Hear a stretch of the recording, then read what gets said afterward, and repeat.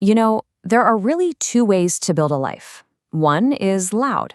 It's designed to be seen. The other is quiet, and it's designed to be lived.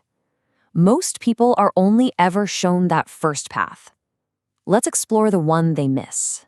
Gucci, Louis Vuitton, Prada, these are the symbols we're told mean we've made it. Society holds these up as the prize at the end of the game. But people who think differently, people like you, understand a crucial truth. The goal isn't to own the symbols of the game.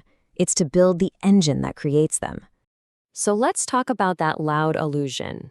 We're going to separate the performance of wealth from the actual mechanics of creating it. Take a close look at this scene. The car, the cash, the pose for the camera. This is the accepted image of being rich, isn't it? It's a broadcast. It's a public performance of success made for other people to see. Just let that question sink in for a moment.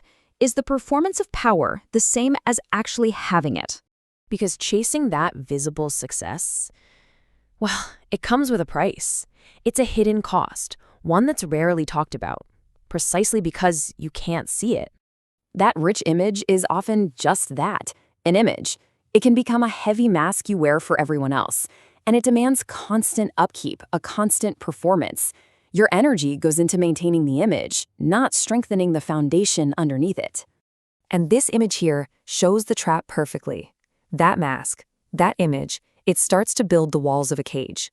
Sure, it's a very comfortable cage, but it's a cage all the same. And notice the clock, because time is the one thing you can never get back. So what happens when comfort becomes your ceiling? And this is where everything changes. This is the crucial pivot, a total shift in perspective that separates the two paths. It's the difference between being a player in someone else's game and being the architect of the game itself. On the left, you see the race, the endless chase for more money, more status. It's a competition against everyone else on a track you don't even own. But you see things differently. You're looking at the person on the right, the architect. They're not running in the race. They're building the machine that makes the race possible. This is what the architect builds, a system. Think of it like an engine. You build it once, piece by piece, and then it runs for you, without your constant effort. It's the difference between having to hunt for every meal every single day and building a farm that feeds you forever. So the goal isn't to run faster in the race. The goal is to step out of the race completely, to shift from just chasing outcomes to actually owning the process. This is the key that unlocks that quiet path. See, this path isn't about getting lucky or being the fastest. It's about deliberate, methodical construction. It's invisible to most people because the work is done in quiet. And the blueprint for it is actually very simple and very logical. It's built on 3 pillars.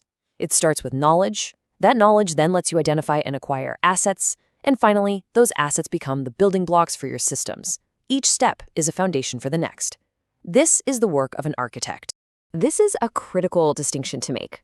Income is what you get for trading your time for money. The moment you stop working, the income stops. An asset, on the other hand, is something you own that works for you.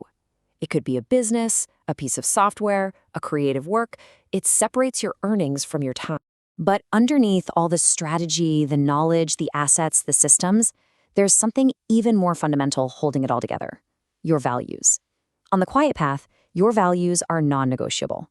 They're the blueprint that dictates what you build, and maybe more importantly, why you're building it. It's what ensures the freedom you create actually has meaning.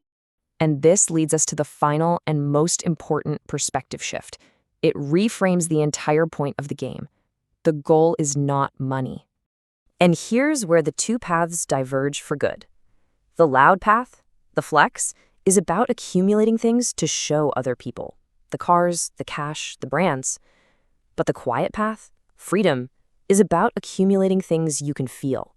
Control over your time, true ownership of your life, and a legacy that lasts. This right here, this is the core understanding.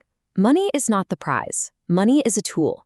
It is simply the most effective tool for buying the one truly finite resource we all have, our time. Real wealth is the freedom to decide for yourself how you spend your days. So ultimately, this whole process is less about building a pile of cash and more like planting a tree.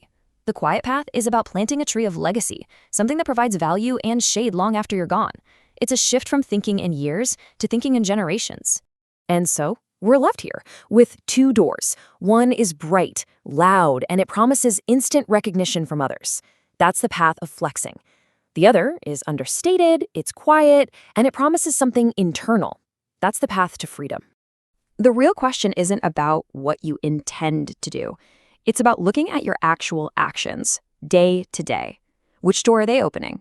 Which path are you building without even realizing it?